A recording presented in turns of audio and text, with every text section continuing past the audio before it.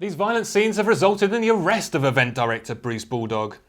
He's now been charged with animal cruelty following his inclusion of an electric eel pit at his recent Man Up Challenge event.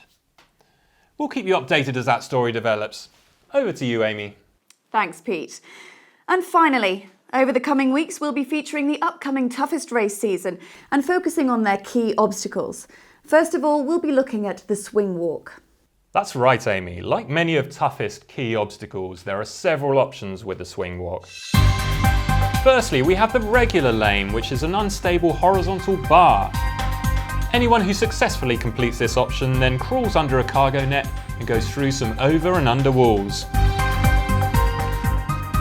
We're joined now by Scott Seafield and the World Champion Jonathan Albon, who has a tip for this section. So John, what's your top tips for the swing walk? On the swing walk, I find it's really helpful to cycle your legs as you move your hands. So as you move your left hand, pick up your left foot, which is going to reduce the body weight on that hand, make it a lot easier. And vice versa on the right hand, pick up your right leg as well. Okay, great. Back to the studio. Thanks for that, Scott. But for those with more confidence in their grip strength, there is a fast lane option consisting of vertical nunchucks. Successful completion of this obstacle allows competitors to skip the crawl and the over-under walls.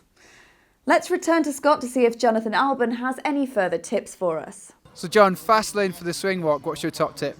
A little bit of an unhygienic one, but I find having wet hands really helps. So maybe a little bit of spit or a little bit of water in your water bottle helps grip on the grip tape. Back to the studio. Choosing the right option is not always that easy though, Amy. Here we can see Ludwig Wertmaster falling from the fast lane at last year's season finale. At the time he was in third position and this proved to be a very costly slip-up. That's right, Pete. Anyone who fails to complete an obstacle simply runs the penalty loop. Now, the challenges here tend to vary, but on this occasion there was a simple running loop. It's a fair system that certainly seems to work, Amy. You're not wrong, Pete. Well, that's all we've got time for. This is the Mudstacle Evening News. I've been Pete Rees. And I've been Amy Saran. Good night. Good night.